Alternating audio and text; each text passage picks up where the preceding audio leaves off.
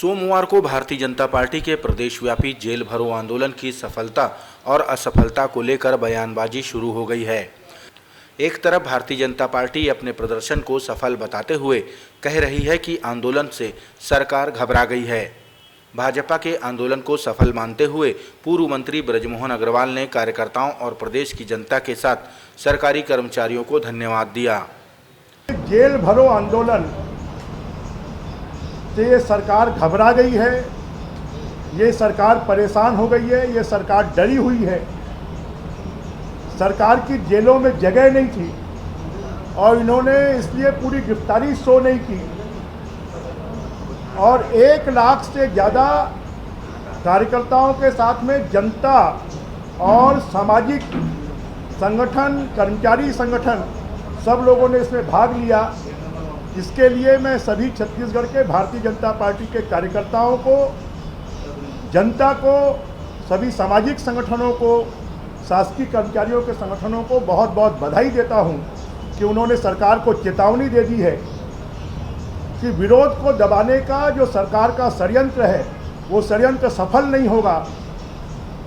और कल के आंदोलन ने इस बात को दिखा दिया है कि आने वाले समय पर अब जनता सड़कों पर उतरकर लड़ाई लड़ेगी।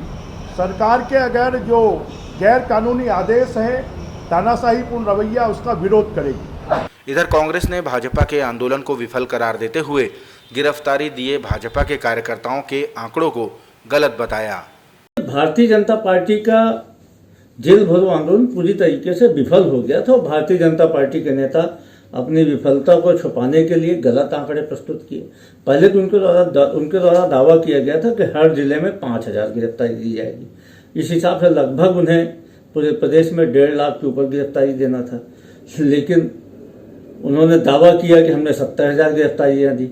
लेकिन जब आंकड़े निकल के सामने आए तो भारतीय जनता पार्टी ने मुश्किल से 9,197 लोगों की गिरफ्तारियाँ दी।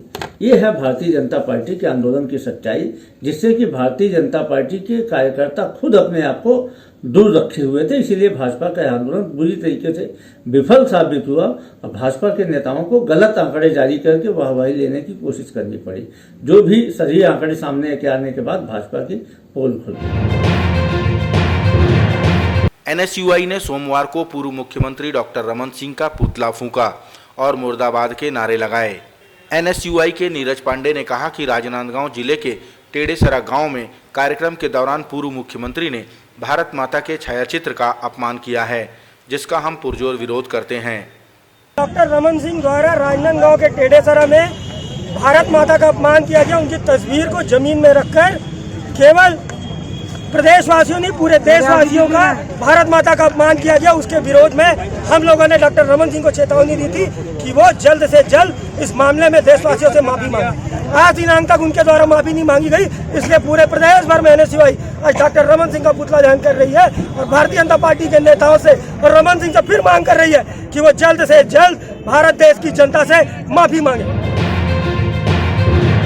कांग्रेस पार्टी का चिंतन शिविर उदयपुर राजस्थान में समाप्त हो चुका है। इस चिंतन शिविर में देश भर के बड़े बड़े कांग्रेसी नेता शामिल हुए। यहीं से गांधी जयंती के दिन कांग्रेस ने भारत जोड़ो अभियान चलाने की घोषणा भी की। इधर छत्तीसगढ़ भाजपा के नेता प्रतिपक्ष धर्मलाल कौशिक ने कहा कि कांग्रेस भाजपा की देखा-देखी युवाओं पर दांव खेलने जा रही है, लेकिन एकजुटता की कमी के कारण कांग्रेस का यह दांव भी फेल साबित होगा। कांग्रेस के चिंतन शिविर में बहुत सारी बातें निकल कर के आई है और उसमें एक महत्वपूर्ण आया है कि युवाओं के हाथ में बागडोर सौंपी जाए या इस मामले को लेकर के कि 23G कि उनको किस प्रकार से पद से पदच्युत किया जा सके। एक तो ये बातें सामने आ सकती है और दूसरी जो बातें हैं कि युवाओं के ऊपर जो जोर दिया गया है, उन्होंने देख लिया है कि भारतीय जनता पार्टी में जिस प्रकार से युवाओं को बागडोर सौंपा गया है और आज कांग्रेस जो खिसकती जा रही, जो सिमटती जा रही है, इस बात को लेकर के चिंता व्यक्त किए हैं। लेकिन सवाल यह है कि गाड़ी वहीं अटक जाती है जब गांधी परिवार का नाम आता है और गांधी परिवार के नाम आने के बाद ये सारे इनको जो नियम बनाए गए हैं, जो सारे बनाए जाते हैं, वो किनारे रख दिए जाते हैं और इसके कारण में उसका पालन होना जो संभव नहीं होता। निश्चित रूप से ये जिस प्रकार से उभर करके बहुत सारे आए हैं, उसमें भारतीय जनता पार्टी के जो मंडल है उसका भी जिक्र हुआ है, बूथ कमेटी जो बनाई जा रही है बीजेपी के द्वारा उसके भी चिंतन किया गया है, और बहुत सारे भारतीय जनता पार्टी के क्रियाकलाप को लेकर के उसका नकल करने की बात की गई है। मैं समझता हूं कि नकल करने में हमको कोई दिक्कत नहीं है, नकल होनी चाहिए, लेकिन जो नकल करने वाले हैं उसको अमली जामा कैसे पहनाएंगे उसके लिए अकल की भी आवश्यकता है।